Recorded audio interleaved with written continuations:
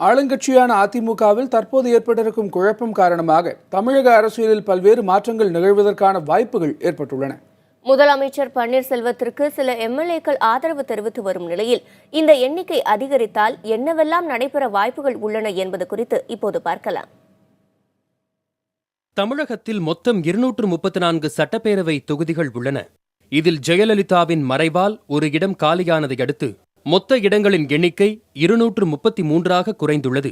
அதன்படி பேரவையில் தற்போது அதிமுக உறுப்பினர்களின் எண்ணிக்கை 135 ஆகும்.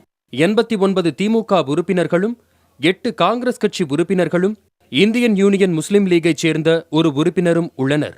இந்நிலையில் தற்போதுள்ள உறுப்பினர்களின் எண்ணிக்கைப்படி அதிமுக உறுப்பினர்கள் 118 பேரின் ஆதரவு இருந்தால் மட்டுமே அறுதி பெரும்பான்மையுடன் சசிகலா ஆட்சி அமைக்க முடியும்.